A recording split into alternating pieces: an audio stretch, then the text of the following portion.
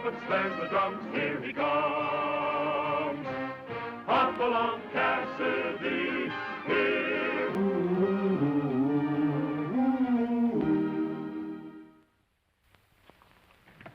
I was headed for Frank Sawyer's construction camp with Army credentials signed by Major Rollins, Commandant of Fort O'Reilly, Arizona Territory.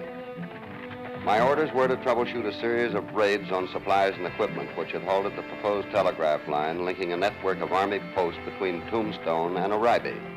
Foreman Jack Lawson claimed it was almost impossible to hire back men who had been scared off their job.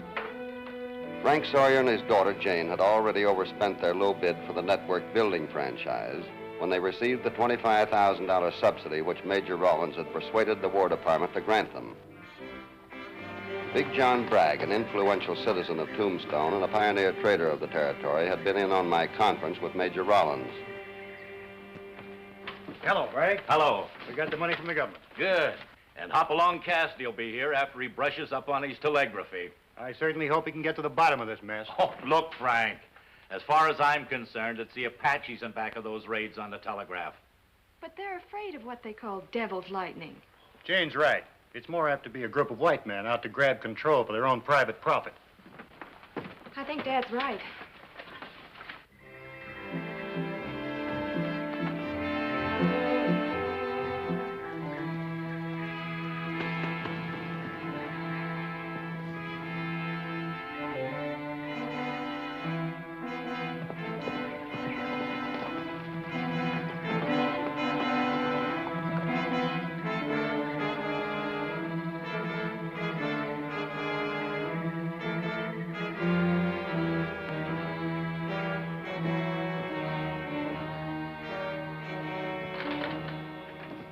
Frank Sawyer? That's right.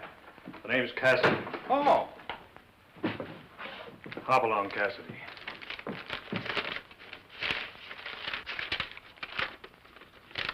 I was just getting the facts and figures together for you and I to go over.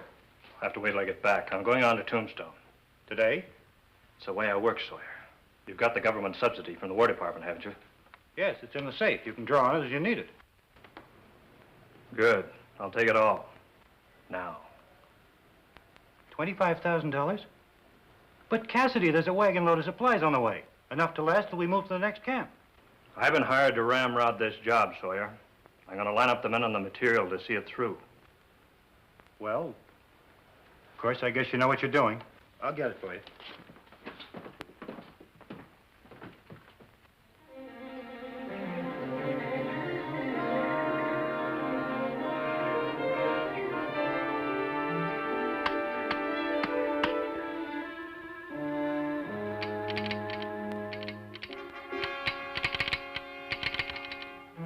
That's Tombstone asking confirmation of the supply order I dispatched yesterday. Answer, will you?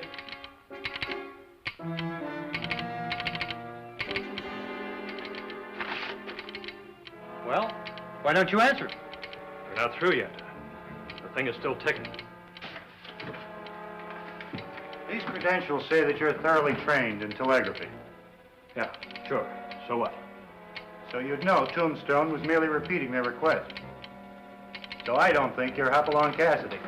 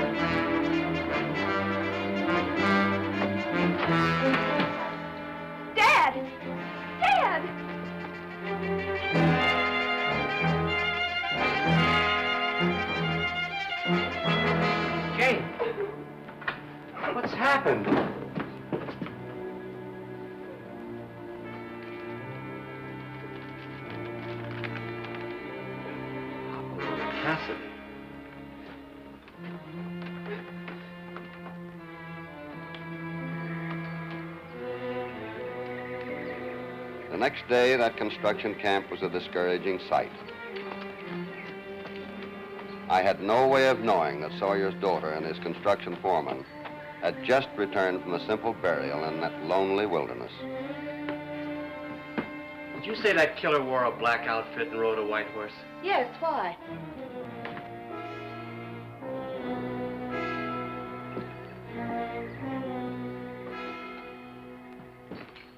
How do you do, miss? That's a gun, mister. You've got some questions to answer. Hey, I'm afraid you're making a mistake. My name's Cassidy. You admit that? After murdering my father and stealing $25,000? Murdering your father? I don't... Cover him. I'll see if he's got any of that money on him. Hey, wait a minute now. I was sent here, but... You'll be sent to Kingdom Come if you don't stand still now.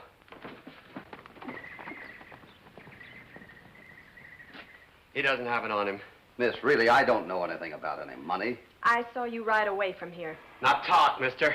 Where is her? I'll let you have it. No, Lawson. I'll wire the marshal at Tombstone. There's been enough killing.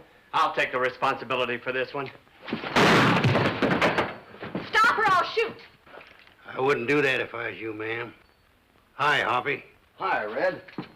I'm just about to be executed without benefit of trial. Excuse me. Miss, this is Red Connors, my ranch foreman. Before I left Fort O'Reilly, I sent word for him to meet me here. I done a lot of ornery things in my day, ma'am, but working for a killer ain't one of them. You got Hoppy all wrong. Then try to explain this. That letter floored me. It was worded exactly like the credentials and orders I had received in strict confidence at Fort O'Reilly. You think you'd better take that message? Mr. Lawson, our foreman, doesn't operate a telegraph. Oh, well, I'll take it while you look at my credentials that Major Rollins gave me. This letter's a forgery.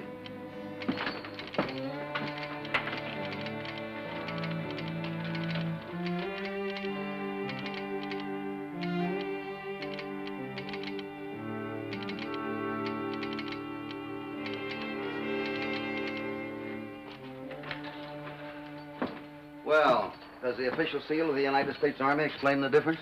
I'm sorry. So am I, Cassidy. But you've made this trip for nothing. Miss Jane's giving up. She's going home. Everything is gone. What else can I do? Well, do what your father would have done. Fight. Major Rollins told me that he taught you all he knew about engineering. This job was his dream. You can't give up now. The Sawyer Construction Company's gone broke. The government won't gamble anymore. Well, there's nothing wrong with private capital.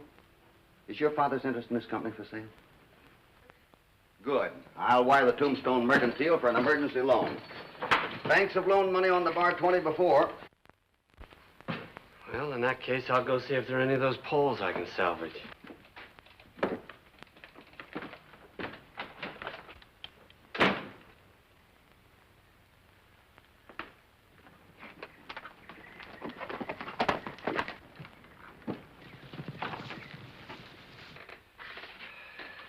That message I took a while ago said there'd be a load of supplies in this afternoon.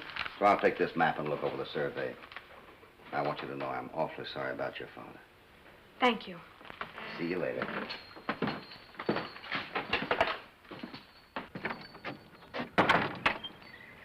Say, Hoppy. Yeah? Bar 20's never borrowed a nickel from any bank, and you know it. But Jane and her foreman don't know that. I had to do something to keep her walking off the job. How long do you figure you can keep up a plan like this? Well, till we get back some of the money and materials that have been stolen from the Sawyers back. I hope. You got any ideas? Red, those raiders had to get confidential information some way. And for a man who's not supposed to know anything about telegraphy, Lawson was mighty interested in those messages coming and going over that instrument. Huh?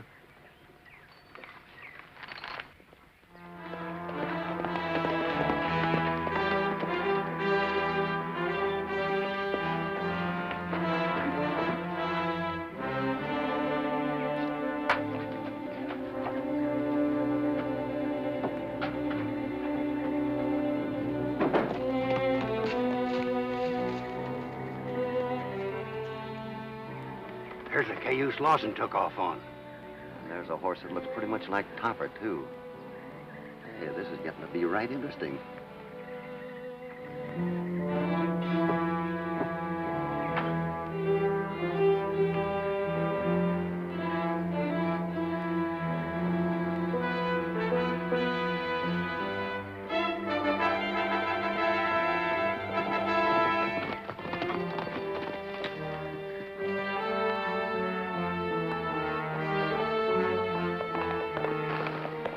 Which shall we trail, Lawson or the other? No, go after the one Lawson pulled away from that white horse. We might find that he's got a black outfit to go with it. Come on.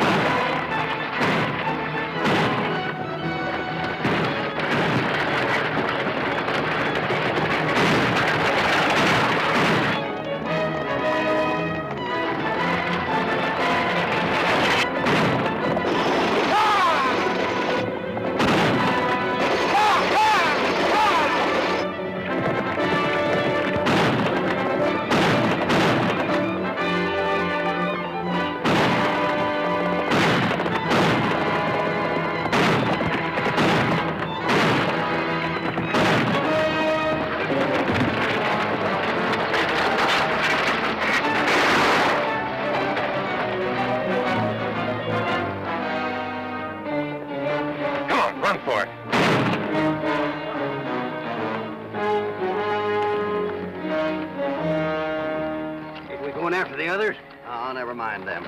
Wagon's safe.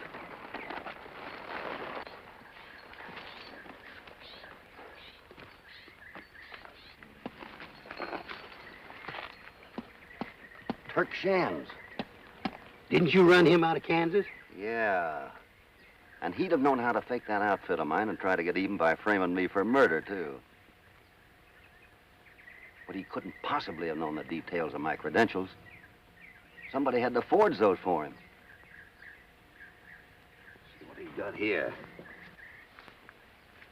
Well, probably part of that money stolen from Sawyer. And I'll bet that Jack Lawson got the rest of it. Wait a minute. What's the hurry? Well, we saw Jack Lawson send him. We're going to report we ran onto this by accident. Well, can't he even tell Miss Jane you got her daddy's killer? I'd like to, Red, but I don't want Lawson to know about this till I find out who he's working for. If he finds out now, we're right back where we started from. What do you mean? They can replace Lawson. These fellas are playing for big stakes. He's not smart enough or rich enough to boss this deal. Well, who is? That's only a guess as to who. But I'm beginning to get a brand new slant on why. So? So we're going to have a look in on that trading post at Burning Springs. We better do something about him. That night, after sneaking out of the camp and jimmying a window at the trading post,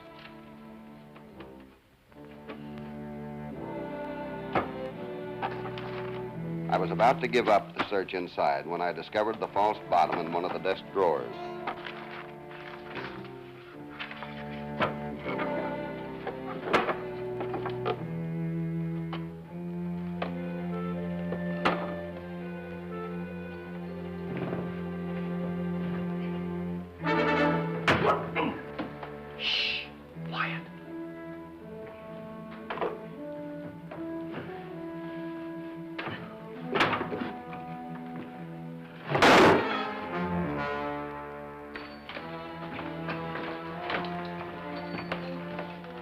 Wire under this building to fence the bar 20.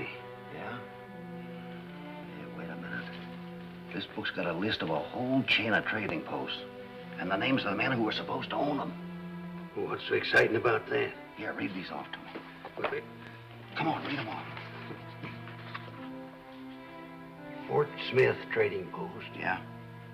James Uniker. Uniker? Yeah. Sandstone Trading Post. Yeah. George, Hold it. Somebody coming. Duck.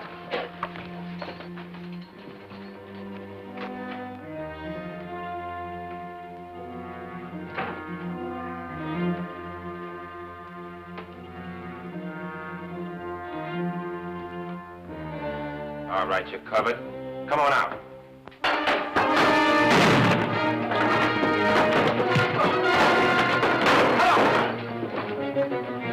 Hello!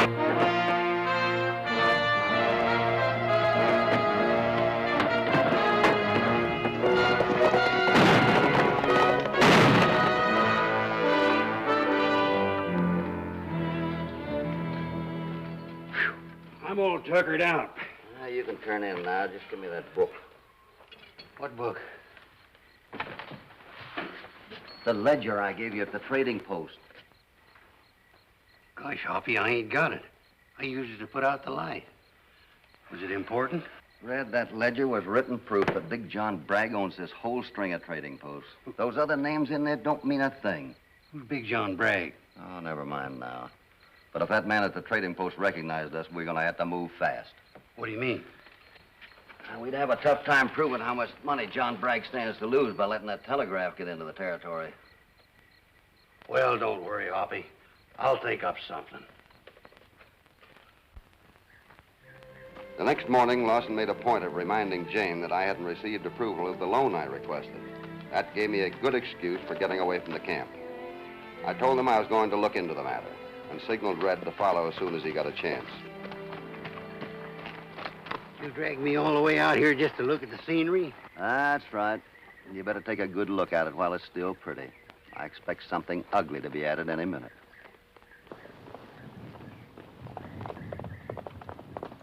That what you mean? That's right.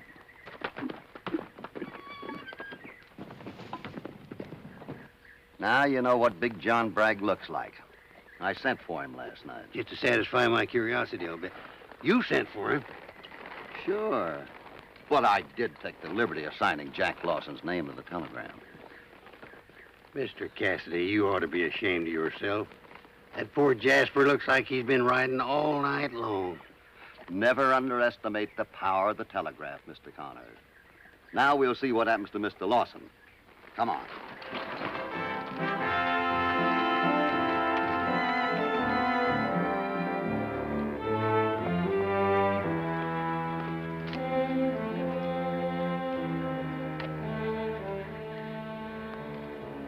When are you going to start letting me in on your brainstorm? Whenever you learn to stay awake.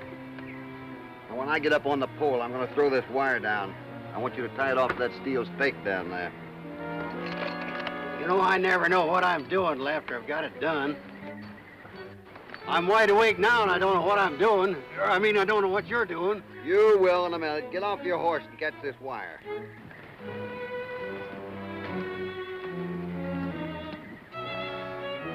Here he comes.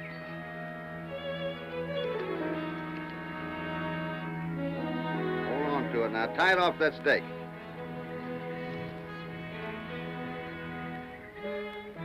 Got it tight?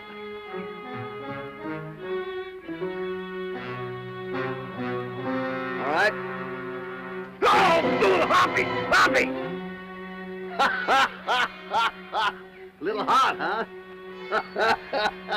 Take your hand off of that.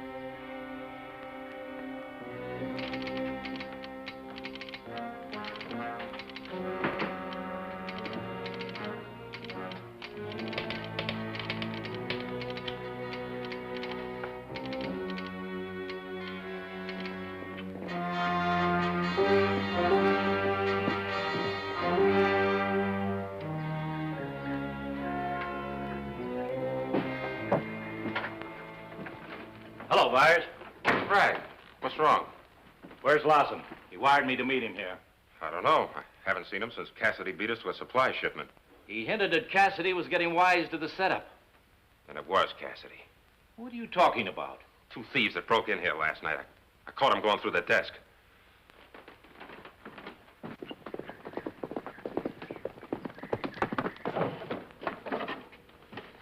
Get rid of it.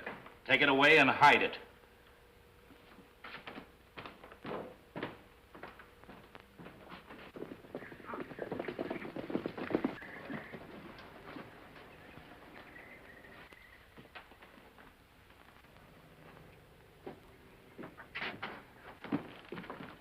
Big John, I'm sure glad you're here. Cassidy has raised enough money for Jane Sawyer to finish that line to Arrive. How do you know? I just intercepted a message from Tombstone Mercantile. Said the money was due to arrive by special messenger today. Now, if it gets here... Where is Cassidy? He's on his way to Tombstone, and he's bound to run into that messenger. But if I just had enough men... Just a minute. If Cassidy was on his way to Tombstone, he'd have run into me. Did you wire me to meet you here this morning? Why, no. It's a trap. What? And I'm not going to take a chance of losing all the time and money I've got in this thing. We'll take cover on the outside. And if and when Cassidy rides up, we'll let him have it. All right, back inside. Come on, get over there. Get over. You had a good idea, but you should have thought of it a little sooner. I don't know what you're talking about. With the War Department will, especially when they have proof of your reasons for conniving with a bunch of cutthroats to murder Frank Sawyer. Red, see if the other man's here. Yeah. Get over to the desk. Come on, get over there.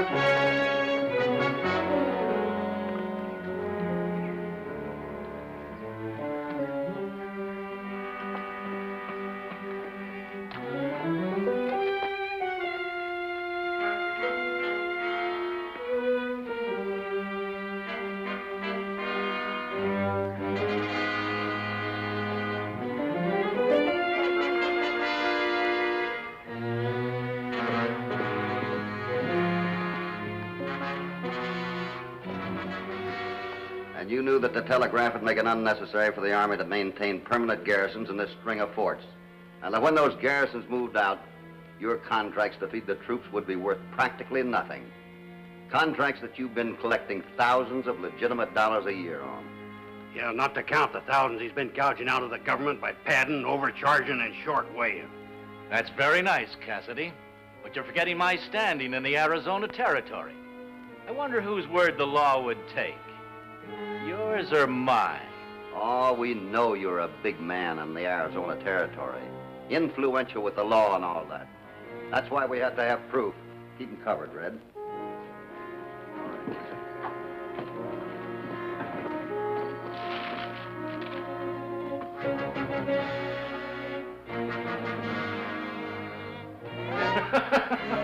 Hold it!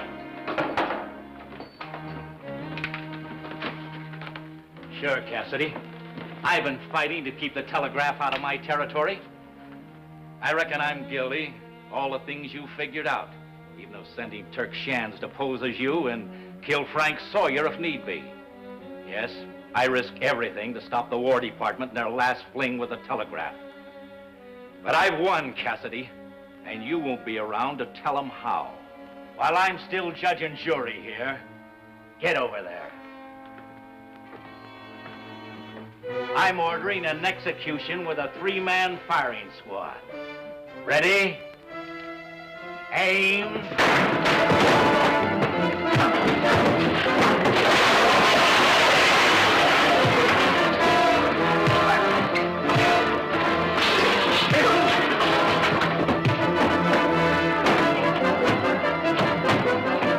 Here he comes!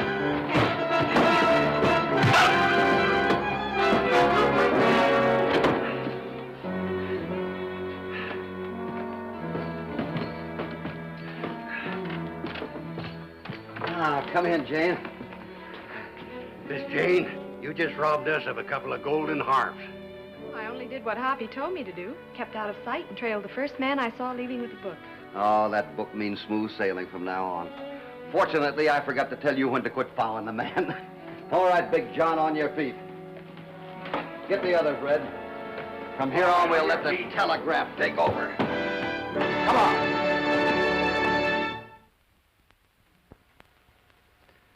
Hi, my young friends. You know, I've had a lot of letters in the last 6 or 8 months about you not wearing your raincoats and your overshoes. Now, the reason you don't see Hoppy in a raincoat and overshoes is that I live in a country where there isn't too much rain. But you must always, when it is raining, wear your raincoats and your overshoes. And there's one more thought, too. Don't leave them at the schoolhouse. Bring them home, will you? I'll see you next week. And be sure and wear those, will you? There he goes on his way down the the moonlit trail to where cowboys rest. Hopalong Cassidy, Hopalong Cassidy, he'll return soon again. There's no use to say goodbye until then. Hopalong Cassidy, here he comes, here he comes. There's the trumpets, there's the drums, here he comes. Hopalong Cassidy, here he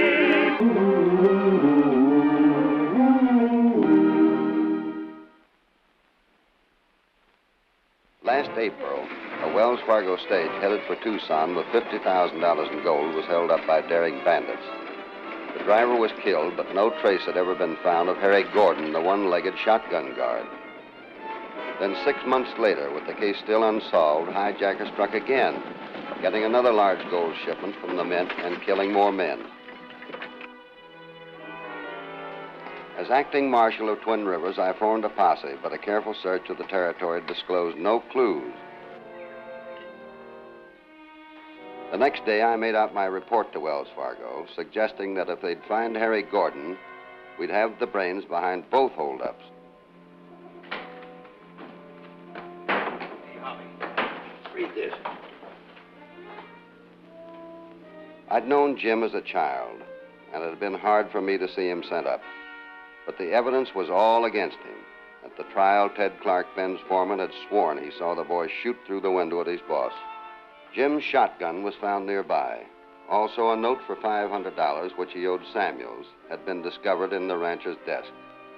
Kid must be out of his mind. Why do you suppose he wanted to go and do a crazy thing like that for? To prove I was railroaded? Jim. Reach. Jim, you must be out of your mind coming back here to Twin Rivers where everybody hates you for killing Ben Samuels. I did not kill him.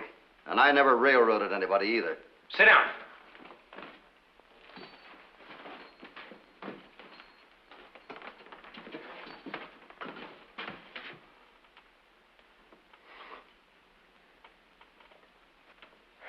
I'm not blaming you, Hoppy. You did all you could for me. Well, it's just that everything happened so fast and so much evidence piled up against me that I almost believed it myself. That's why I broke out, to come back here and ask if you'd help me to prove that I'm innocent. Jim admitted hating Ben ever since he'd shot his pet dog, claiming it had gone mad. When the boy insisted the man was no good, he was ridiculed. Everyone knew of Jim's feelings. That's why they'd been so ready to accept his guilt. The $500 note had been a forgery. He never knew how they got his shotgun, and Clark had deliberately lied about seeing him shoot Ben. They wouldn't listen to Jim's alibi that he'd been on the trail of one of the Wells Fargo holdup men. Wells Fargo robbery. That was just a day or so before Ben's murder. It's quite a coincidence, eh, Hoppy? Yeah. What made you think you were on the trail of a holdup man? Well, I'd been rounding up strays, and it was almost dark when I heard a horse whinny behind me. Turned around to see who it was, and I saw a masked rider tearing off toward the hills. Well, I rode after him for quite a time, but he was too fast for me. Then Clark and some men rode up and accused me of murdering Ben. Jim, for a lawman, this may seem strange to you, but I was never convinced that you were guilty of murder. So ever since you were sent up, I've been working on an idea that might prove that you didn't kill Ben. Now that you've risked your life to come back here, I'm going to do everything I can for you. But remember this. I still represent the law, and as far as I'm concerned, you're an escaped convict. And if this thing isn't cleared up immediately, you're on your way back to the penitentiary. In the meantime, you're in my custody. Is that understood? Oh, sure, Hoppy. And thanks. Folks here in town find out about him, Hoppy, they'll lynch him as sure as shooting. Yeah, you're probably right. We better take him up to that old line shack till I figure out what to do.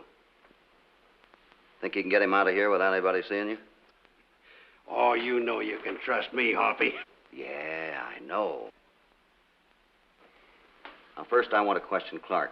That's Frank's foreman. Frank? Who's Frank, Hoppy? Ben's brother. He came out here from St. Louis for the funeral and stayed on to run the ranch. Yeah, he did so well he was able to buy up most of the town. He even took over the bank when it failed. I didn't even know Ben had a brother. Yeah, spitting image of him. He's as blonde as Ben is dark. I'll go out and take a look and see if the coast's clear.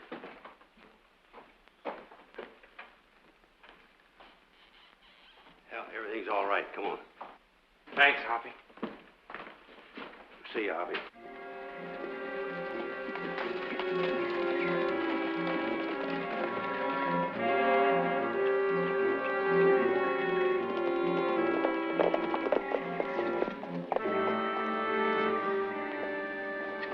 You better keep your horse hid around behind. I'll bring you some grub from town as soon as I can. Remember, keep out of sight. I will. Thanks, Red. With Jim's story and the recent Wells Fargo robbery fresh in my mind, I kept wondering if there might be some connection between Ben's death and that first holdup. There had been killers around. Maybe they hid out at Ben's, then killed him when he discovered them. Maybe Clark...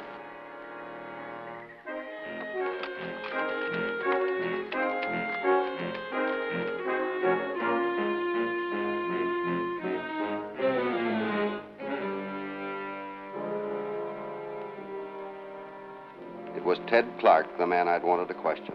He'd been shot in the back. Doc Weston was out on a call when I got Clark back to town. By the time he returned, it was too late. Before the body was removed, I'd asked the doc to extract the fatal bullet. It was from a .30-30 Winchester. Frank Samuels had hurried over from the bank when he heard the news. He ruefully admitted a dozen men in town had similar guns. The man was visibly shaken by the death of his foreman. I can't understand who'd want to kill poor Ted. No enemies, huh? Well, none I know of except Jim Adams, and he's in prison. Funny thing, I was just on my way out to ask Clark a few questions about the Adams case. What for? That was all settled months ago. Yeah, I know. But after this last holdup, I got thinking maybe there was some connection between Ben's death and this other robbery. Impossible. Jim waited till Ben was helpless with a broken right leg. One I'd set that very day. Then shot point blank through the window at him. Never saw a face so banged up. Well, maybe Ted was in with the holdup men. When Ben heard about it, he was murdered. Jim would have been the logical goat. My brother always wrote to me how much he liked and trusted his foreman. And Clark, all the time he worked for me, his conduct was beyond reproach. Oh, it is kind of funny, though, him being killed after this last holdup. Oh, just a coincidence. He couldn't possibly have had anything to do with the Wells Fargo robbery. Well, maybe I am on the wrong track. I'm afraid you are, Cassidy. While you're here, Frank, might as well take along your bottle of tonic. Good idea. I'm arranging to have Ted buried on the ranch alongside of Ben. Well, that's a nice gesture, Frank.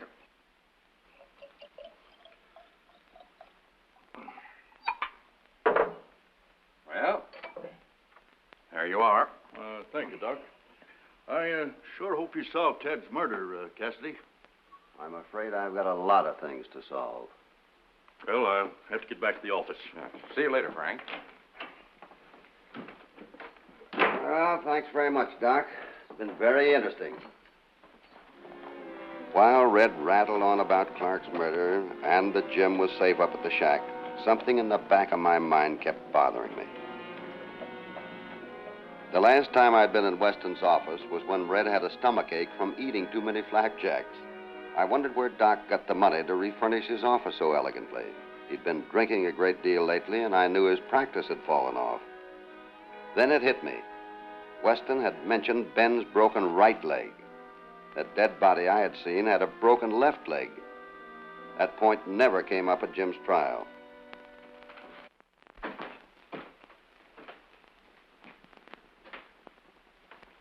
Come here. Sit down here. What's the matter? Stick out your tongue. Say ah. Huh? Oh, no. What's wrong?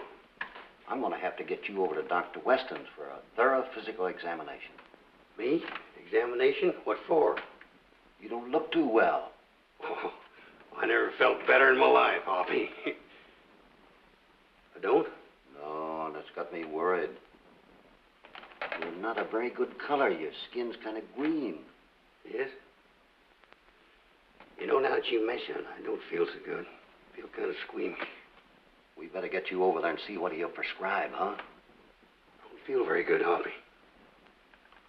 We better get over there. Yeah.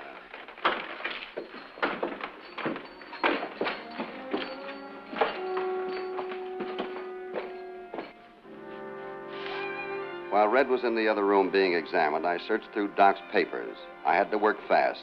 Glancing at an account book, I was surprised to find large fees charged to Frank Samuels. Why should such a healthy-looking man have so many doctor bills?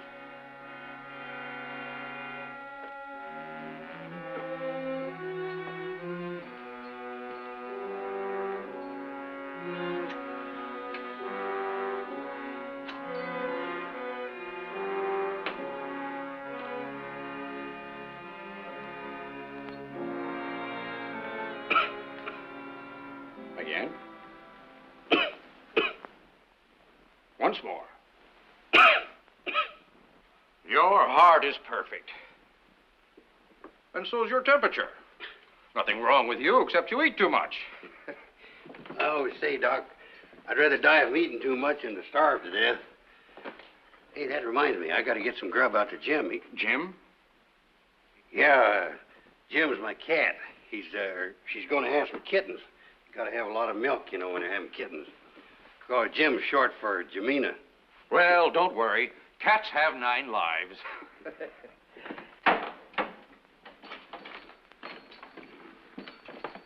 Well, how's my boy, Doc? Fit as a fiddle. Ah, I'm glad to hear that. Say, why not give him some of that tonic Frank uses? Why, yeah, sure. Can't hurt him. Yeah, it'll make him think he's getting his money's worth. Oh, Hoppy, I don't need it. I feel good. You'll be all right now. Oh, but Hoppy,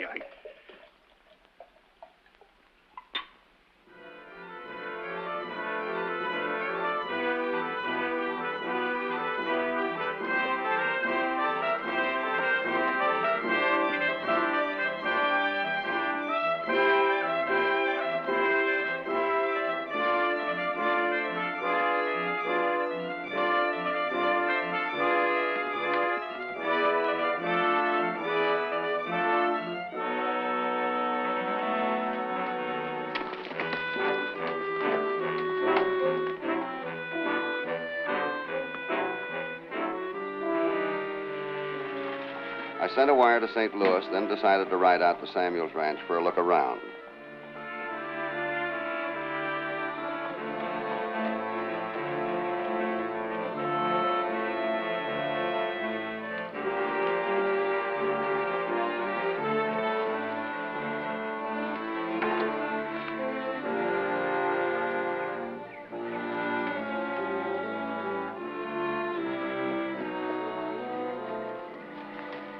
By the time you got here, I was beginning to feel my ribs. what are you doing outside? I thought you was going to stay hid. I thought I could at least get some water for myself. Did Hoppy talk to Clark? Has he found out anything? I'll tell you what's happened as soon as I hide my horse. Here.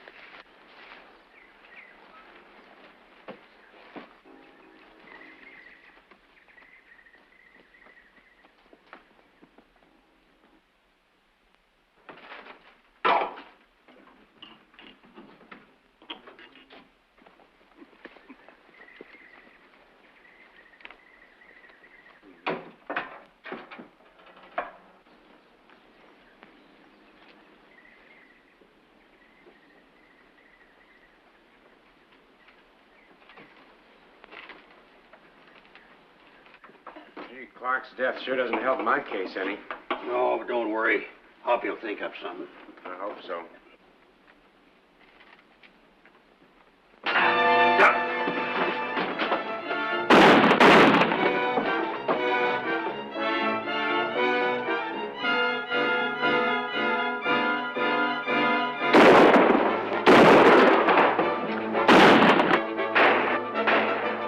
Seemed to me I heard shots in the distance, but I wasn't sure.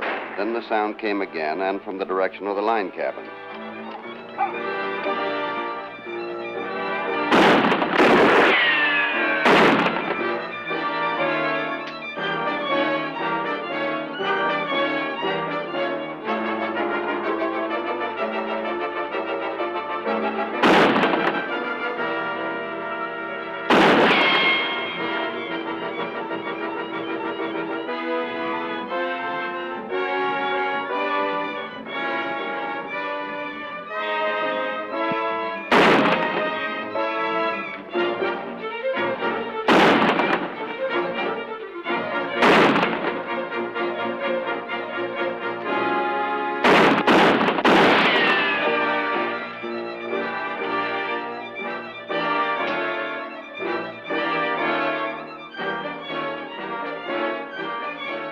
slugs. You got any?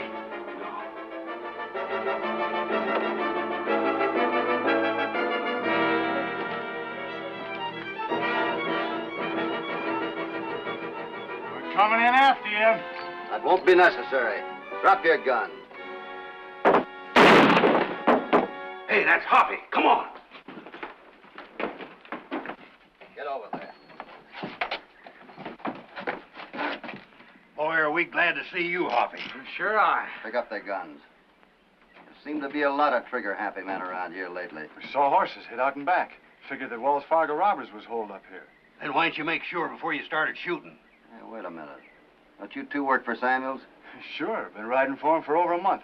He'll vouch for us. I'll bet he would. Give them their guns, Red. But Hoppy... Give them their guns. All right, get out of here.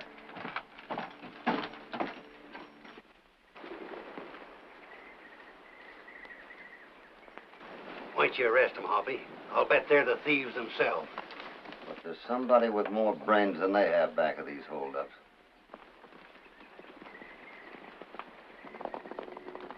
Jim, I think you'll be safer in jail. You better wait until it gets dark and bring him in. We waited until dark, then Red and I smuggled Jim into town and locked him up. This morning, I'd received an answer to my St. Louis wire confirming my suspicions, but I needed more evidence. Warning Red to keep his mouth shut and his eyes open, I once again was headed for the Samuels ranch.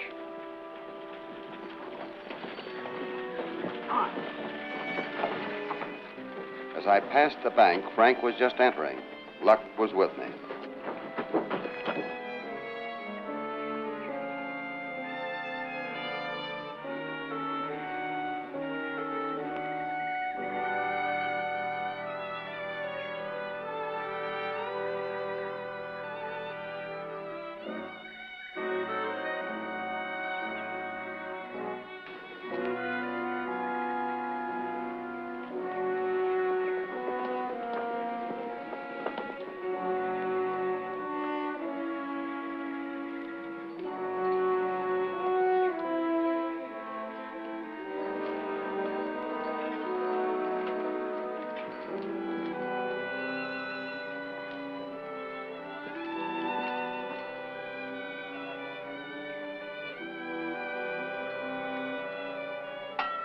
Ben Samuels was buried up there by those trees.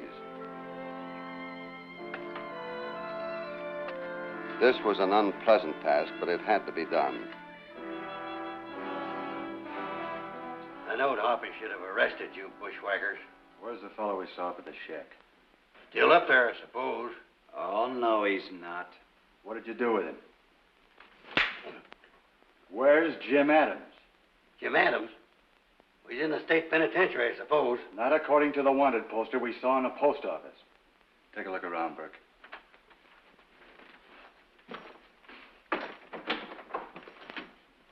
Well, what do you know about that? Right under our noses all the time. So he was in the state penitentiary, huh?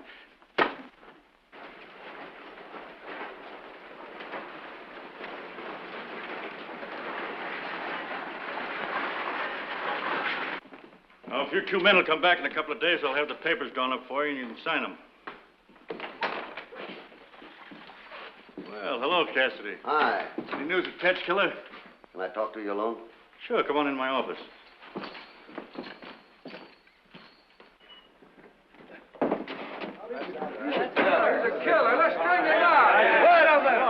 I've got a better idea. We'll take him over to the old fort. You're gonna get the same thing you gave Ben Samuel. I didn't kill Samuel!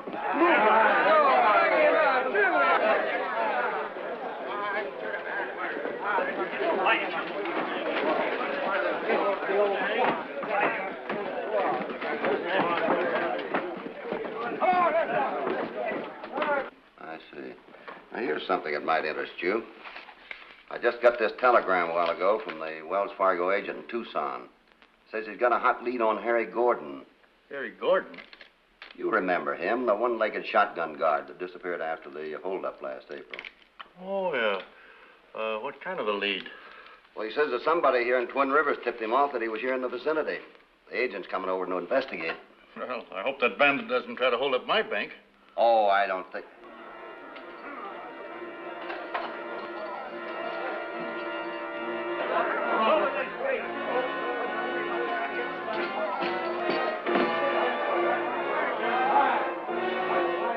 We'll take care of this ourselves.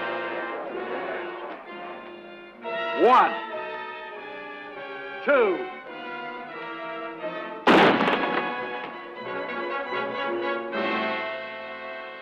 Nobody's taking the law in their own hands while I'm marshal here. You won't be marshal long. We don't want a law officer who hides out criminals. That's right. Don't forget that I helped send Jim to prison as a murderer. When he risked his life to come back here and tell me he didn't kill Ben Samuels, I gave him the protection he deserved. Don't let Cassidy hoodwink you. He's always had a liking for this kid. Don't you remember how he fought against jailing him? Have you forgotten what a good man Ben was? And that coward killed him in cold blood. Shot a helpless invalid without giving him a chance. I've got 2 guns here that say nobody's going to touch that boy. I'll drop him the second you try using him. Maybe you should explain your reason for wanting Jim out of the way and why Ben's death concerns you so much. Why, you... Oh. I have more reasons than anyone for hating Adam. But like Cassidy, I don't go along with mob rule. Hoppy, here's the 2 Never mind, on the Red. head. Tex, you and some of the boys get Doc out of here. All right, break it up. I'll take care of these fellas, Cassidy. You better get them on their horses, pay them off, and get them out of town. All right, follow me, fellas, and I'll pay you off. Red thought I was crazy for not locking up the 2 men. But after I explained why I hadn't, he changed his mind. Now start off like you're leaving town. Get the wagon and bring it around back, and hurry.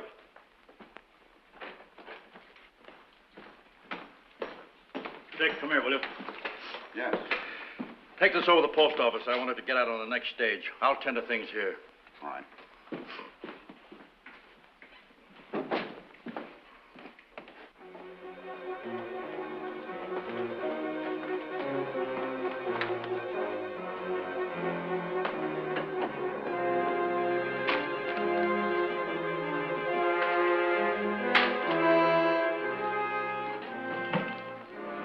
You going someplace, Samuels? I was just checking the bank's funds. Property of the U.S. Treasury. Bank's funds, huh? You also got a little careless about having your hair show dark at the roots. Or do you really drink that peroxide the doc gives you as a tonic? I don't know what you're talking about. You're under arrest for murder and robbery. You got any more ideas now, or you want to come along quietly?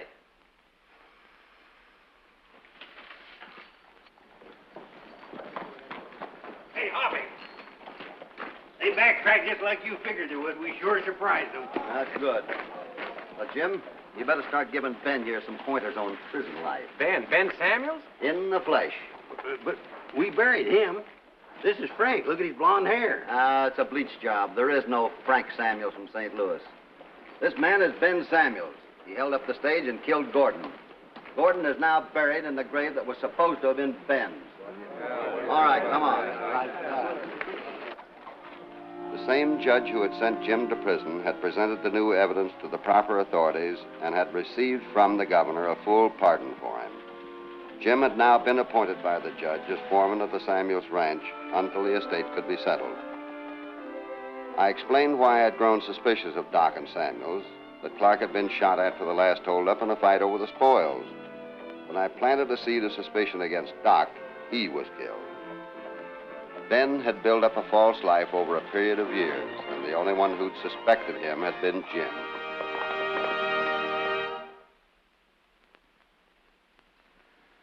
Hi there, little partners. I understand there's been quite a little talk around your house lately about going to bed. Now, I know that we all hate to go to bed. We're always so afraid we're going to miss something. But you must get a lot of sleep. And the time to go to bed is when your mommy or your daddy tell you to. Not 15 minutes later or 20 minutes later, or not 1 or 2 television shows later. But right now. I'll see you next week. Until then, get lots of good sleep, will you? Good night. There we go. the moonlit trail to where cowboys race. Hopalong Cassidy, Hopalong Cassidy, he'll return soon again. There's no use to say goodbye until then. Here he comes, here he comes. There's the trumpets, there's the drums, here he comes. Hopalong Cassidy, here he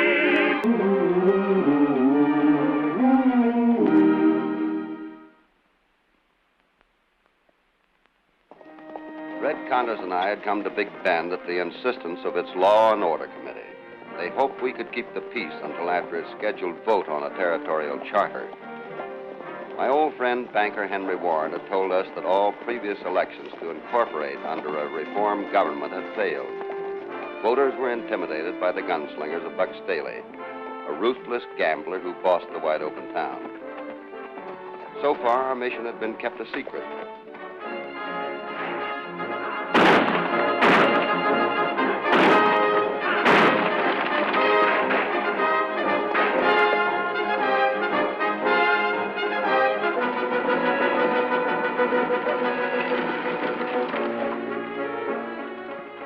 Boys, let's empty the stranger's pockets of the pile he just won at the saloon. You ain't no stranger to me, Connie.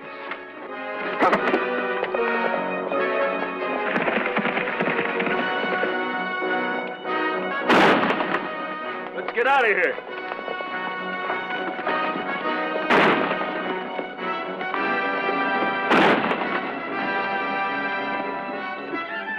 Take care of him, Red.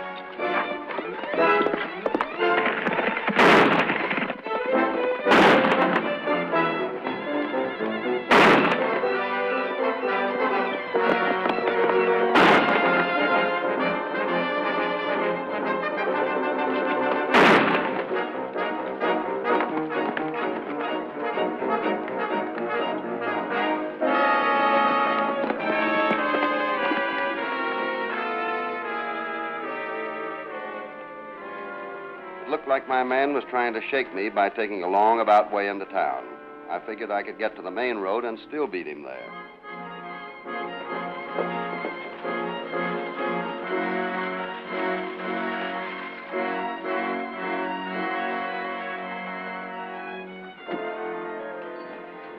Who are you? Cassidy, the town marshal. Town marshal? Don't tell me this is another one of those Law and Order Committee jokes. I'm afraid not. I'm arresting you for attempted highway robbery and assault with a deadly weapon. You're arresting me, huh? You wait till Buck Staley hears about this. He'll hear about it during visiting hours. In jail. You've got nothing on me. You can tell that to the judge.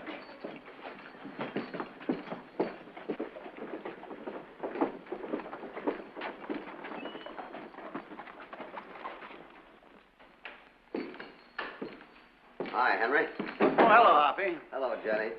Hello. We just caught Corney pulling a hold-up job. I got him in jail. Red took his victim over to the doctor. Good work, Hoppy. But Carney's only a henchman. If we could only get something tangible against Staley himself, then our elections could be run as they should be. Well, we'll try to get an early date set for the trial. I'll ride over to the county seat and see if Judge Ferguson won't hold court here. But we don't have a courthouse in Big Bend. What's the matter with the bank? Not a bad idea. I'll go see who our victim is. Good. I want to have a talk with your niece. What do you hear if you play, Jenny? Well, he just received a $5,000 fee from winning a very important criminal case. In fact, he's on his way to Big Bend. He'll be here tomorrow. Oh, I'm glad to hear he's doing so well. You know, since he hung up his shingle back there, he hasn't written me.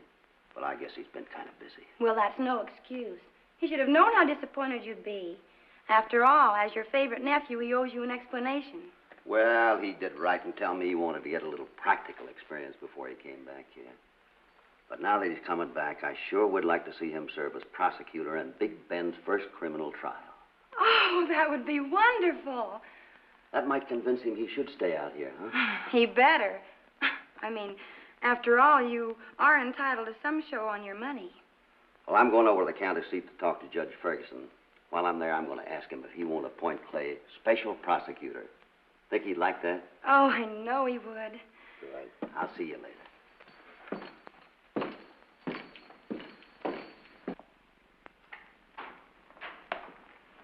I've been expecting you, Staley. What are you carrying? 15 minutes. Thanks.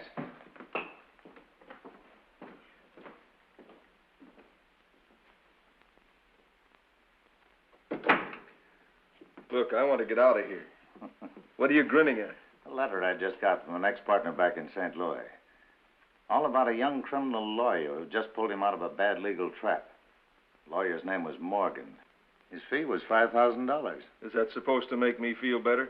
According to our mutual friend, Clay Morgan likes the kind of living that only money can buy. And you think he may come out here? If I make it worth his while. Say, did you say Clay Morgan? Yeah. Why? Well, before Hoppy left for the county seat, I heard him tell Red that his nephew, Clay Morgan, was arriving tomorrow. He was going to try to get him appointed special prosecutor. Could be the same one. Yeah, could be. Probably on his way here when Cassidy nabbed you. Now, Clay can't know anything about you or the charges against you, or what Cassidy has in mind for him. Besides, I think he'll work for the side that gets there firstest with the mostest, as the general said. That stagecoach doesn't leave the railhead till tomorrow morning. Clay's train gets there tonight. I see what you mean. I had ridden all night after my successful visit with Judge Ferguson. I wanted to surprise Clay and greet him with a special appointment. Let him know that I wasn't upset over his staying back in St. Louis. Jenny had already dragged Warren down to the stage depot. You still got plenty of time to get to the edge of town, flag the stage down, and ride it in. Better luck next time, Clay. Wish I'd taken time to clean up a bit. She won't know the difference. That stage ride from the railhead's a rough one. Yeah, sure. Well, I guess I better get out of here before somebody recognizes me.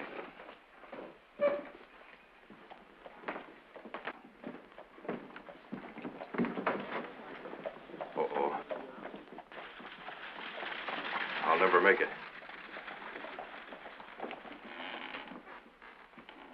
Fellow out there with Jenny and Warren is my uncle. Wonder what he's doing here. Well, I guess I might as well face the music. You don't have to tell him you've been here all night. Well, that isn't the worst of it.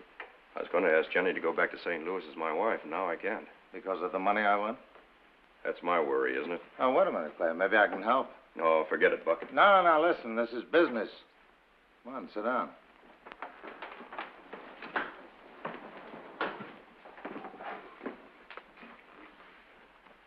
It's about my friend Carney. My advice is on the house. Anybody can get Carney out of that jam. But I need somebody who knows all the answers. You want to go ahead with your wedding plans? My wedding plans will take a lot of money. Why does Carney mean so much to you? It's not only Carney. Nobody around here knows anything about due process of law.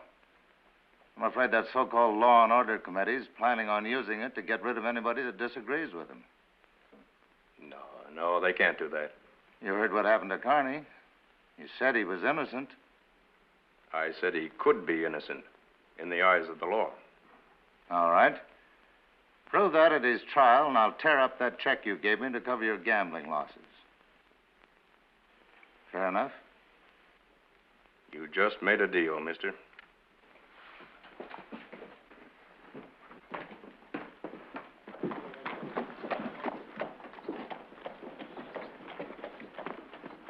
Yes, they paid up in the place of I theirs wonder now. what keeps...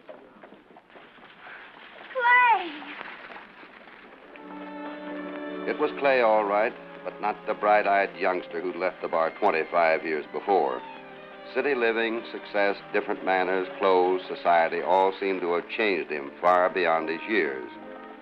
I was hoping that the long journey or overwork had given him that tired look. If he was self-conscious about going against my wishes, he certainly didn't show it by the way he took my hand and said what a surprise it was to find me there.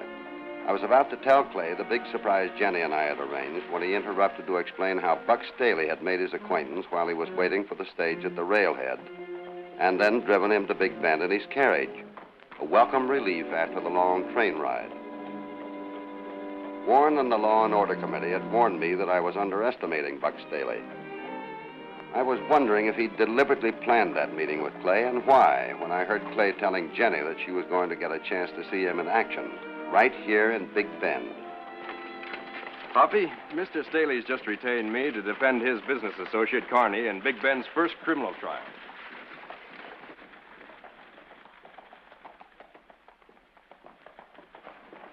Staley's retained you? Sure. Why, what's wrong? There's plenty wrong. But this is not the place to talk about it. Come on over to the bank. Well, all right. How long do you think a decent community is going to put up with a law and order group that allows one person to jail its citizens for over 24 hours without benefit of a hearing? But, Clay, there was no request for bail or counsel.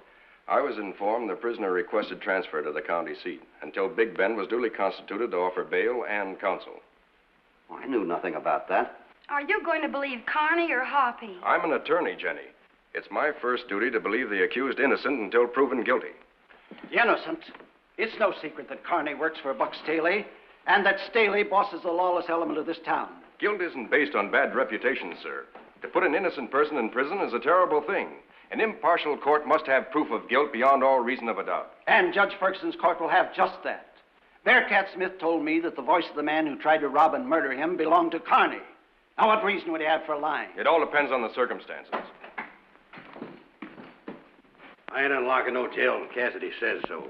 What is it, Red? Oh, Staley brought this loco galoot in to have a look and listen to Rawhide Carney.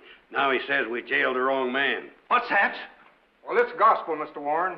Rawhide Carney don't look or sound a thing like the hombre that gun whipped me. But just after it happened, you swore to me that... I guess I was still out of my head. You must have been putting words in my mouth. Why, you lying?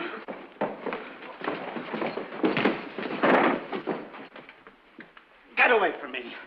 We don't need your help, Clay. All right, get on your feet. Hoppy, I'd advise you to release Carney on the grounds of insufficient evidence. But, Clay, All right, Red, go release the prisoner. I told you our town wasn't ready for your newfangled ideas on law enforcement. Now look where it's got us. Oh, I don't know, Henry. We haven't lost yet. Actually, you've won. Today, we've just seen justice triumph through due process of law instead of the six-gun. So let's all go over to my saloon and celebrate. Drinks are on the house. Wait a minute. Hoppy, if Carney and his cutthroats are free to celebrate, they might get out of hand. That's right, Staley. So there'll be no more drinks served in town today. So we'll go out of town to my hacienda. I'll give a party. Staley, get out of this bank. Well, sure, Henry. See you later at my place, Clay. Bearcat, I want a sworn statement of what you just said here a while ago. He lives just north of town. Draw up your statement. He'll sign it. Come on.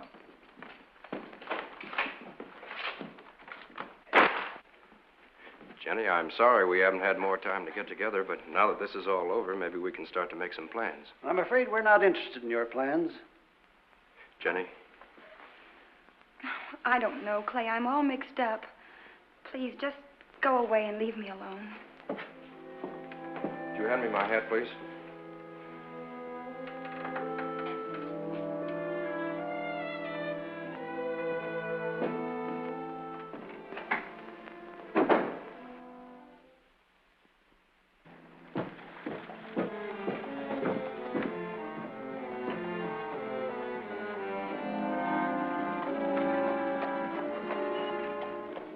Hi, Clay.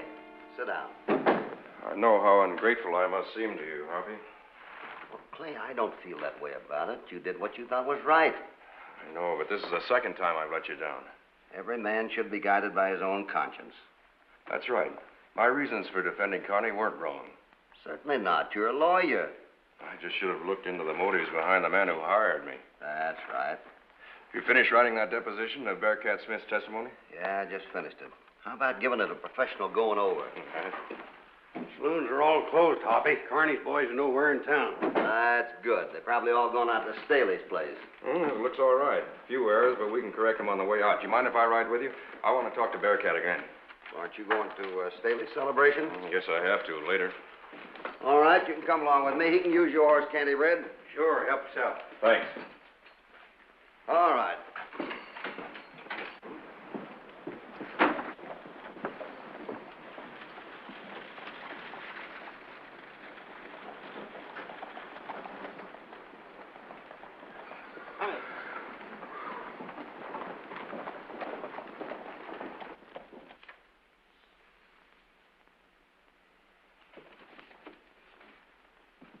These statements are full of mistakes. What's the matter with you, girl? Oh, I'm sorry, Uncle Henry, but I just can't get my mind off Clay.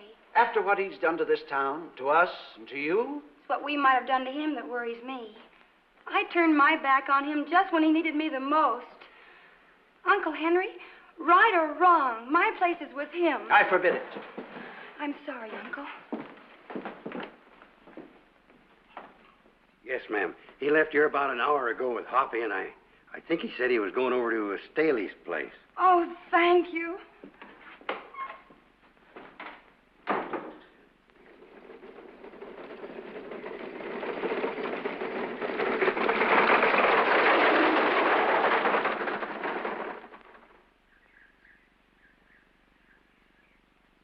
But why drive all the way back to town, Miss Jenny? Clay will be here pretty soon. Let me fix you something cool to drink. Oh, no, thank you. Please don't let me interrupt your card game. I'll just wait out here in the garden. Well, as you wish. Make yourself at home.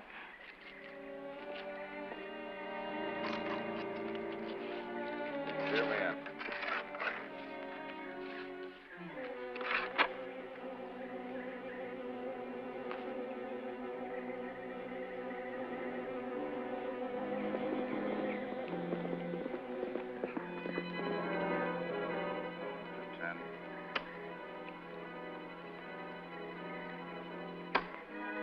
She said.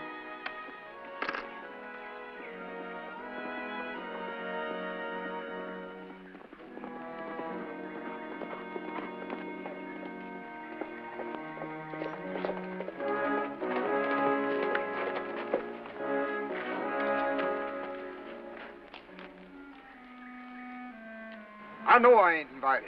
But you go tell Buck Staley that Bearcat Smith is out here and wants to see him. Pronto.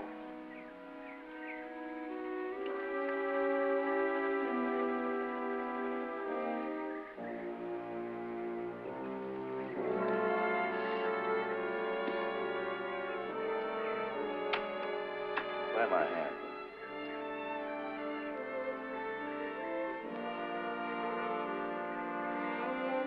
You should have had better sense than to come here today, Bearcat. Well, I had to. Cassidy's got Clay Morgan figuring that you paid me to lie about Carney.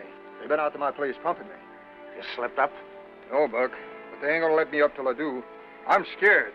Why didn't you tell me that they could send me up for lying about that story? Bearcat, you better get out of town. Well, that's just why I'm here. You give me the payoff and I'll be on my way. Why, Cassidy won't even allow me to spit on the street from now on. I haven't got that much cash here. Now, Staley, if you're trying to welch on... No.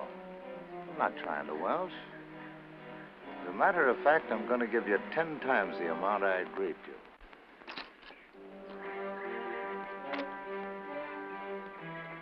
Where's that girl?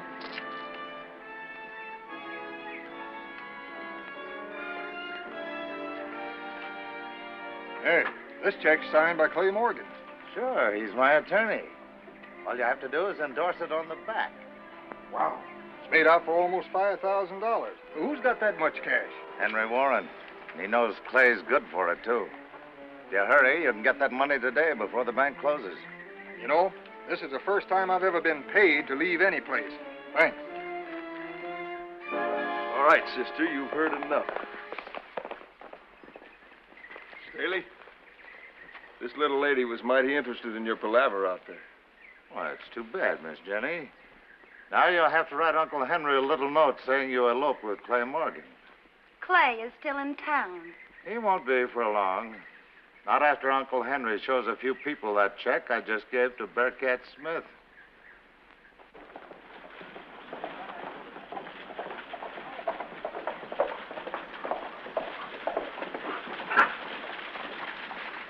I guess I'd better be going if I'm going to catch that railhead coach. I don't know why you want to leave here. Why don't you stick around a while? I'll be back to help you if you nail Bearcat Smith or any of the Staley gang, whether Warren likes it or not. Meanwhile, I can't make any money here. Clay, someday you're going to find out there are more important things in the world than money. For instance, what are you going to do about Jenny? Well, that's up to her. I'm about as popular with her as I am with the Law and Order Committee. Anyway, I want a wife who's going to stick by regardless of what happens. Howdy, man. Jenny finds you, Clay? Jenny? Yeah, she was in here about an hour ago. She's mighty anxious to see you. What's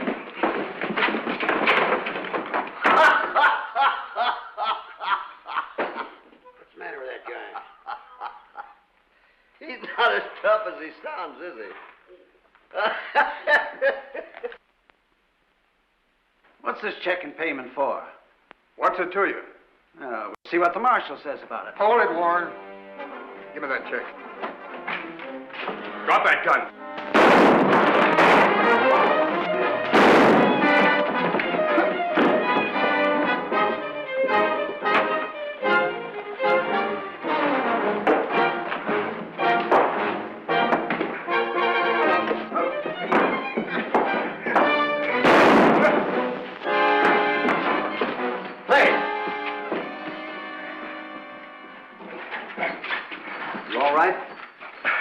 I caught him robbing the bank. You murdered him to keep him quiet about this check. It's as plain as day. Clay bribed him to swear a lie and killed him when I got suspicious. Let me see that. Well, it is your signature. What would you be paying him nearly $5,000 for? $5,000? Well, I didn't give him that check. Well, then what was he doing with it? Arrest him, Hoppy. Stay where you are. Put down that gun, Clay. Sorry, Hoppy. Maybe Warren was right. Maybe Big Ben's not ready for our newfangled ideas. Well, that may be true, but I can still help you. You're helping him get away with murder. What more? I'll get a posse. That's as far as you're going, Henry. This is my job. It'll be your last one. I'll see to that. Red, keep him here till I get back.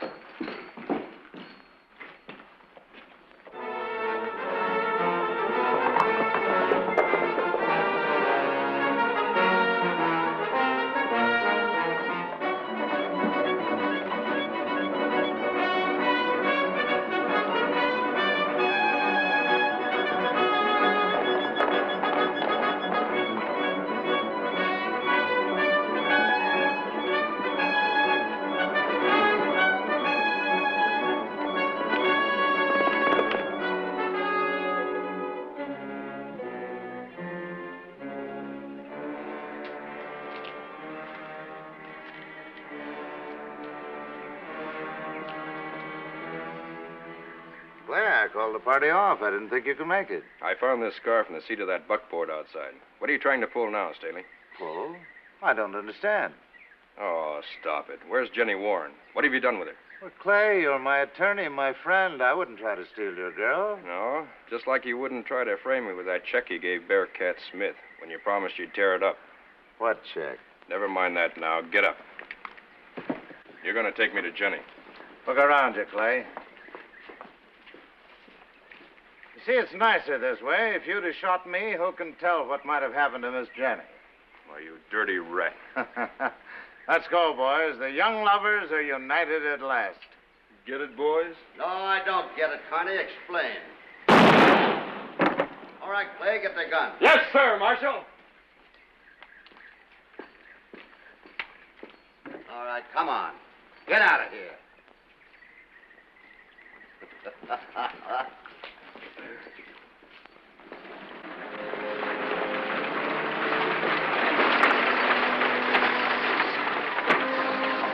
Red, get them all out of here. Take them over to jail. All right, get out of the way. All right.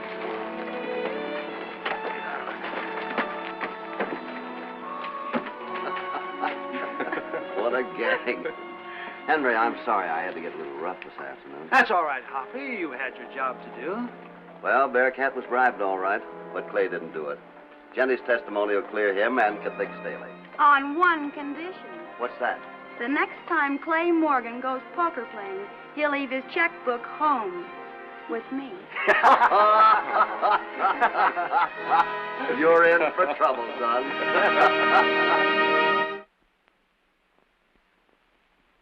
Hi there. Did you hear what the man said? I did, and I agree with every word of it. If you buy his product, I'm sure you'll like it, and it'll tickle my sponsor to death. Now, a thought for my little partners. Be happy and proud that you're an American. Remember, there are millions of little boys and girls all over the world that'd give anything for that privilege. Until next week, so long and good luck to you. On his way, down the moonlit trail to where cowboys race.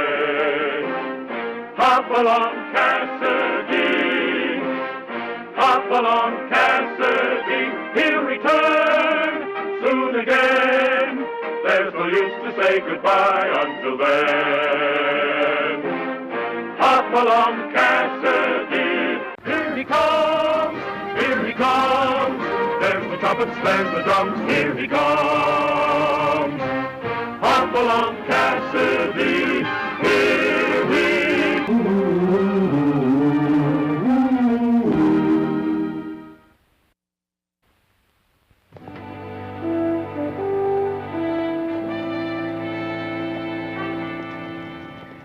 The Bar 20 was peaceful and quiet after the spring roundup. I was catching up on my bookkeeping, which I'd allowed to accumulate. Red was helping me. That is, he was helping me. Red was like a growing boy, just interested in eating and sleeping.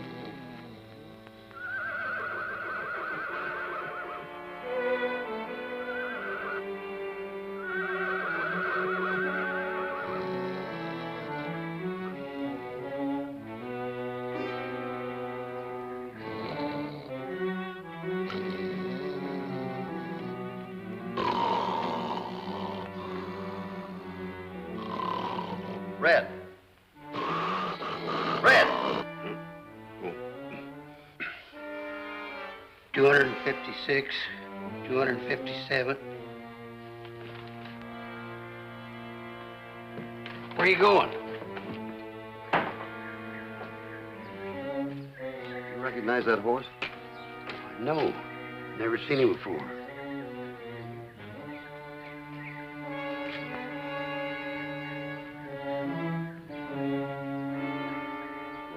Here.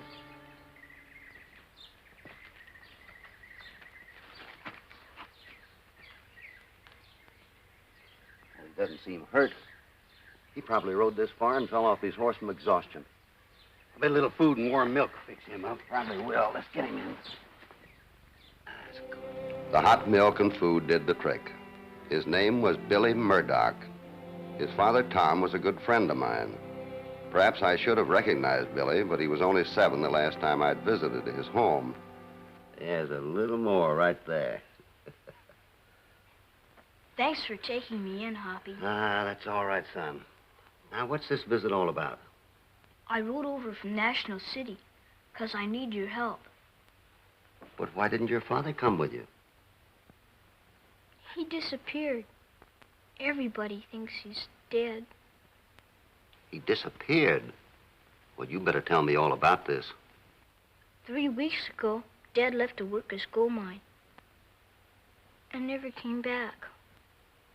Well, that's strange. Have there been any searching parties out for him?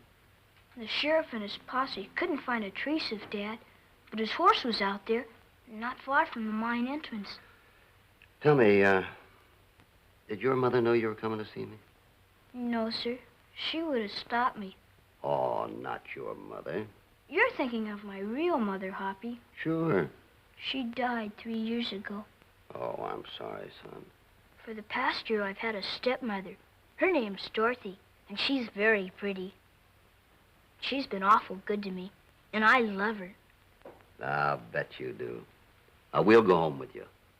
Gee, Hoppy, that's swell. I knew I could count on you. Now, tell me something. Do you think your dad is dead? I don't know, Hoppy. Of course, I've been hoping and praying he's still alive. That's what I wanted you to help me with. Then... Then what? Do you believe in ghosts? Why, certainly not.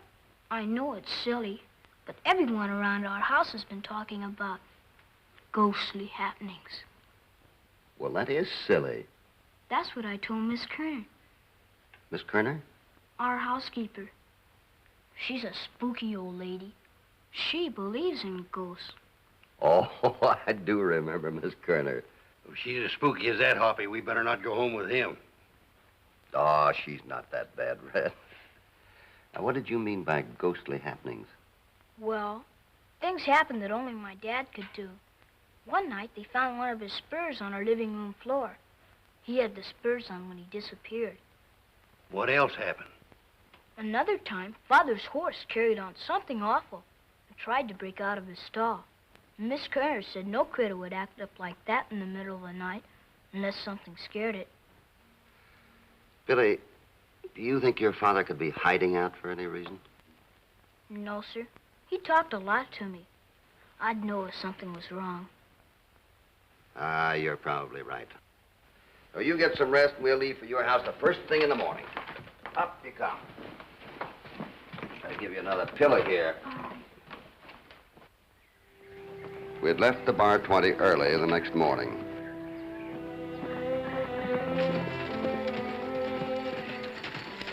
About 4 miles from National City, we met Sheriff Lane and his posse who were looking for Billy. I explained about him. We rode on toward town. I couldn't learn anything new from the sheriff. He was convinced the boy's father was dead.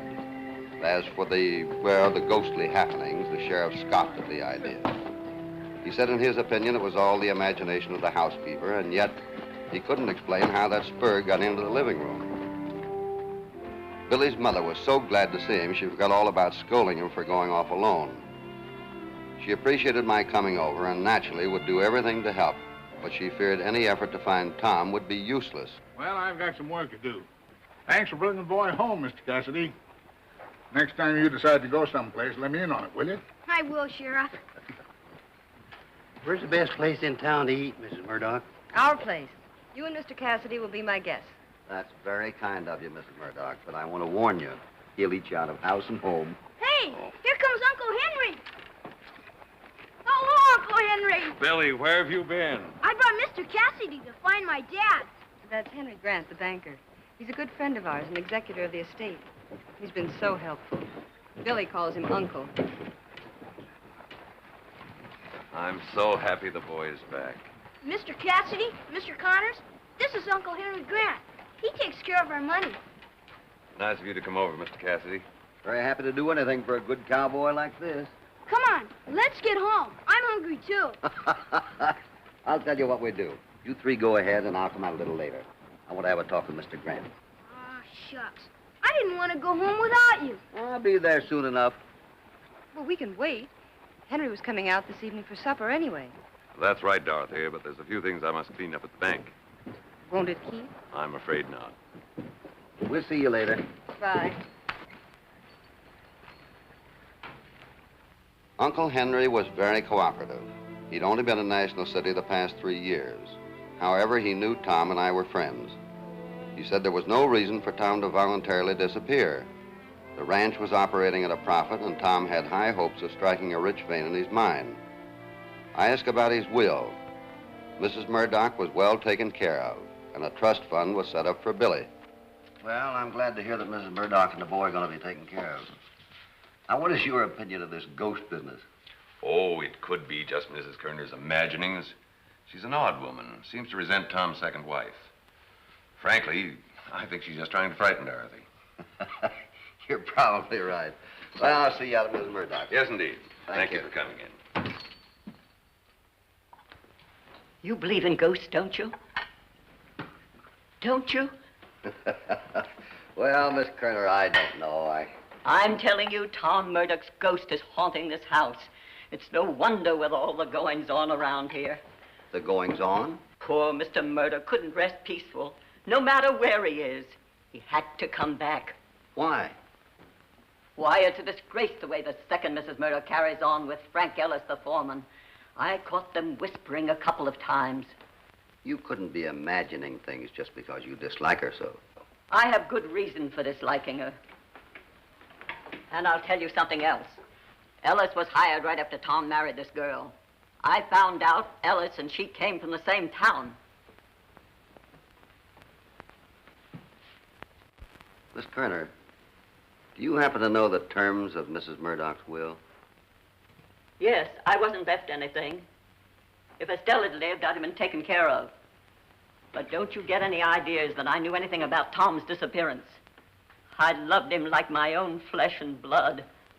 Well, I'm in hopes he's still alive and that I can find him. You're wasting your time. Miss Kerner, I appreciate the way you feel about all this, but I don't think it's a good idea for you to talk so much about Mrs. Murdoch. Why not? She was no good for Tom. She's no good for the boy. She's no good for any man if they'd have her. She's not satisfied with playing up to the foreman. She's even trying to make up to Mr. Grant. Oh? He's a fine man, though. He won't have anything to do with the likes of her. Hoppy, I was looking for you. Well, I've been trying to earn my board and keep helping Miss Kerner. Let me see those hands. I hope you've washed for dinner. Somebody has to tell you what to do. Your stepmother doesn't pay any attention to you. Did she tell you about the ghost? Oh, sure. Well, we won't talk about that anymore, huh? Hoppy, after supper, could we go for a ride? After supper, Hoppy's going for a ride around the country. Can't I go with you? No, not this time. You better stay here. But I'll tell you what. What? Tomorrow morning, you can take me out and show me your daddy's mine. I know a shortcut. We'll be there in no time. Good. Hoppy, it's Frank Ellis, the foreman. I'm glad to know you, Mr. Cassidy. Hi, Ellis. I suppose you've been told all about the ghost. I heard quite a lot. Well, I have an idea the boss just decided to leave for reasons best known to him. Mr. Ellis, you stop talking like that.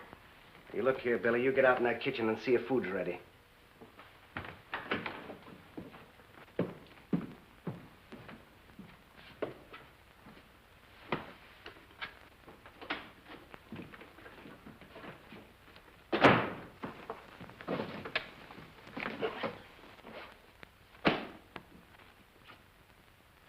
I understand you were a close friend of the kid's father.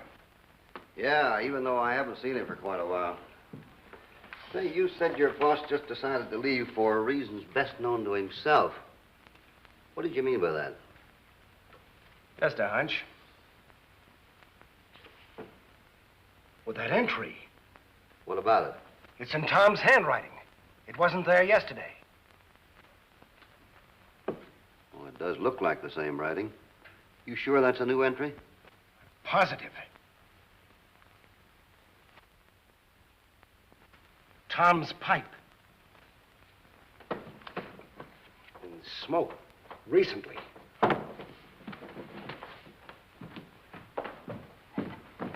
Hey, Hoppy, I am beginning to believe in ghosts. You would. I can't say the supper that evening was the most pleasant meal I'd ever had. I'd heard a lot, and strange as it seemed, Miss Kerner was right. Mrs. Murdoch was playing these two men against each other. To make sure I wasn't missing anything, she turned toward me and smiled as if to say, "See, what did I tell you?" However, two people at the table were oblivious of all the undercurrents. They were enjoying their food.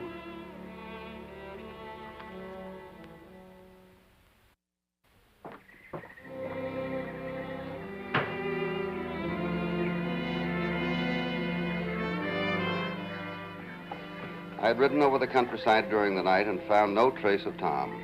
Early the next morning, I was ready to leave for the mine with Red and Billy. Mrs. Murdoch was impressing the boy with the importance of staying close to me during the trip. I happened to glance toward a window. Hatred, envy, everything bad seemed to be surging through Miss Kerner's veins. I wondered if she resented the fact that she was cut out of the inheritance. But I had things to do.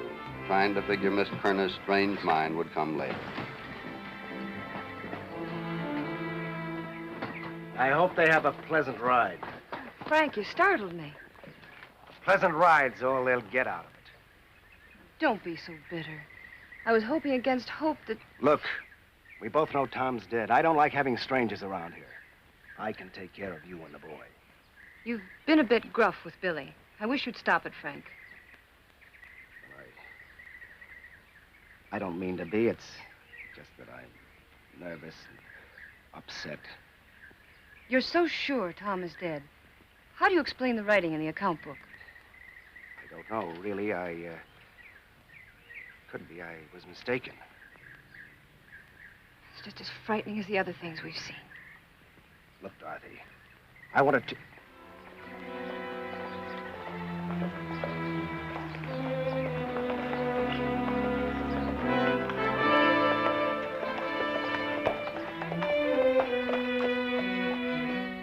Billy led us directly to the mine. I abandoned all thought of examining the ground. Dozens of people had already been there.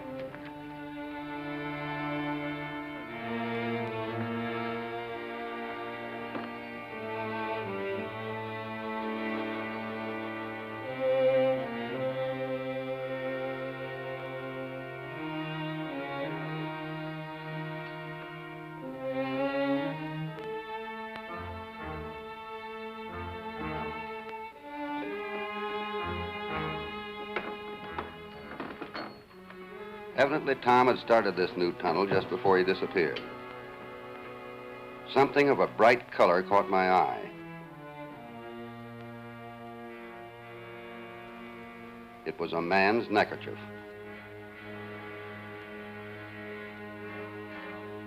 I decided to say nothing about it, yet.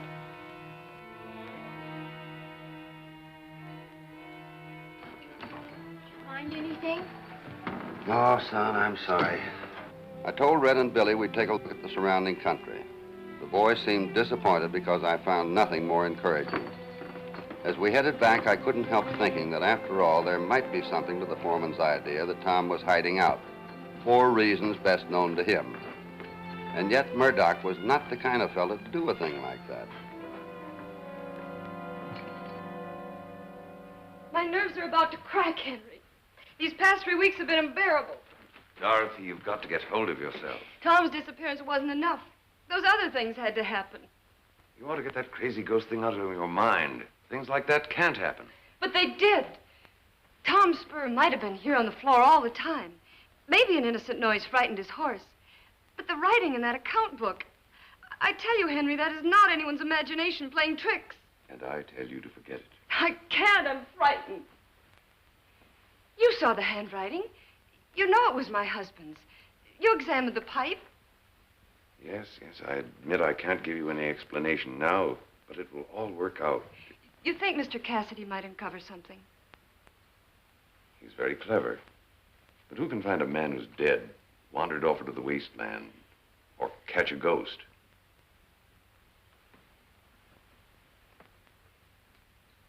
Henry, I'm going away. I can't stand anymore. I believe that would be the best thing for you and the boy. I'll keep you advised. You're a good friend, Henry. Ellis is a capable foreman. Everything here will be all right. Take Miss Kerner along to help with Billy. I don't want her along. Why not? She makes me nervous. And what's more, when I return, I want her to be gone. Fire her.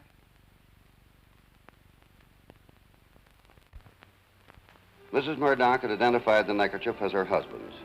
I was determined to stay up all night if necessary to see what ghostly manifestation would take place. I knew of Mrs. Murdoch's desire to leave the place, and I didn't like it. Red was keeping me company in his usual way.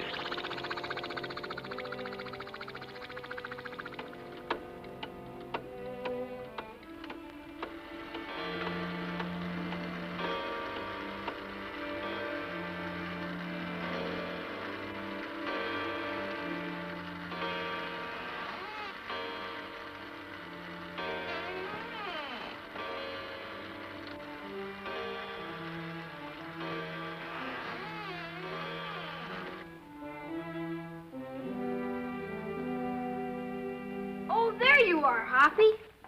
I looked in your room. What's going on? What are you doing up so late? I couldn't sleep. Please don't scold me. Oh, certainly not. I want to be brave, but I'm scared. You're not alone, Billy. You know the trouble with him. He has nightmares because he eats too much. I guess if you couldn't find my dad, Hoppy, I reckon what people say is true. Oh, Billy, I don't know what to think. You've done all you could, and And what? I read in a book, when you know something terrible is going to happen, you grit your teeth and face it. That's right. And be brave.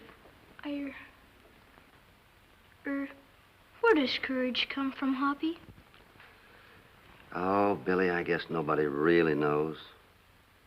People perform heroic deeds, and they wonder where the courage came from. I think the best answer's in the Bible. It says, "Be of good courage, and he shall strengthen your heart. All ye that hope in the Lord." I'll remember that. Mr. Connors? Could I speak to Hoppy alone? Oh, sure.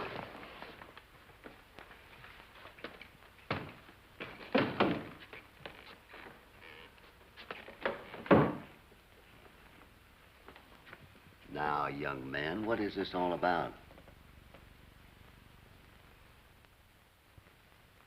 I tell you, Tom was wearing this ring the day he disappeared. Miss Kerner, you say you found this ring on the table? Yes, Mr. Grant, right there. Now won't you believe in ghosts? Don't you dare use that word again. It is uncanny. Well, Red, we'd better go in and see the sheriff.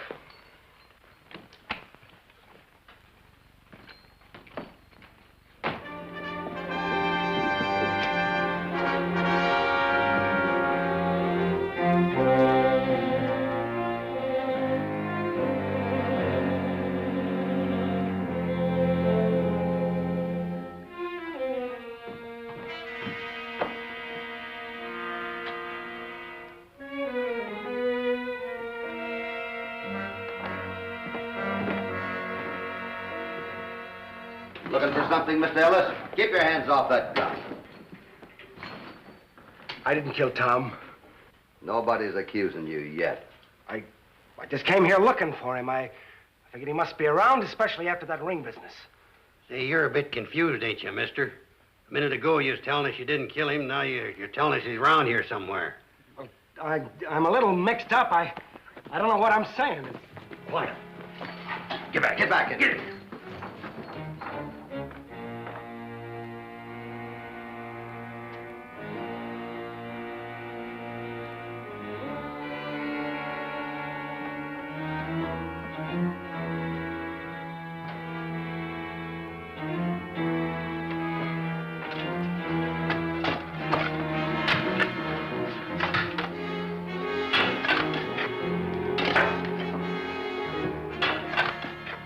Turn around. Oh, looks like we all had the same idea.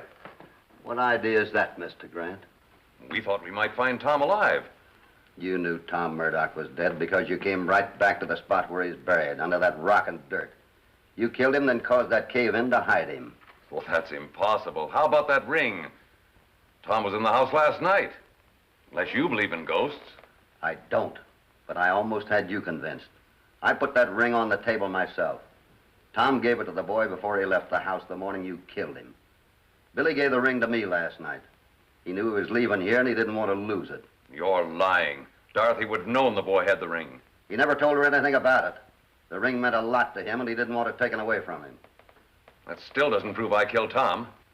Tom trusted you and he told you all about the rich vein in this new tunnel. You created all that ghost business to frighten his wife away from here, then you could have taken over everything. I was quite sure that when the guilty party heard about that ring, they'd rush right out here to see if Tom's body was where they left it. And that's just what you did. Go on, go ahead with the lights. Come on. We took Grant to National City and turned him over to Sheriff Lane. Red still wanted some things explained. I relieved Red's worries. Grant had forged the handwriting. Mrs. Murdoch was suspicious of Grant all the time. But hoped to get him angry enough to tip his hand. She knew he was in love with her and resented Alice's presence on the place. Billy was taking it like a man. A new executor would be appointed, As for Miss Kerner, she would stay on. The poor soul thought all the time Dorothy had killed her husband. Then we took leave of our friends. Billy wanted to whisper something in my ear. You know what he said? Be of good courage, and he shall strengthen your heart, all ye that hope in the Lord. Goodbye.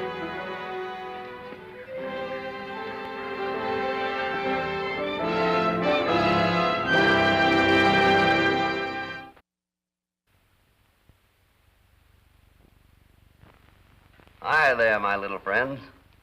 Have you been washing your face and hands good lately? How about your ears? They look pretty good. Don't forget that soap and water not only keeps you nice and clean, but it also protects your health. So use lots of it, won't you? I'll see you next week.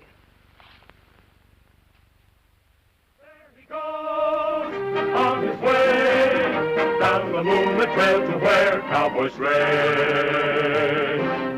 Hopalong Cassidy, Hopalong Cassidy, he'll return soon again.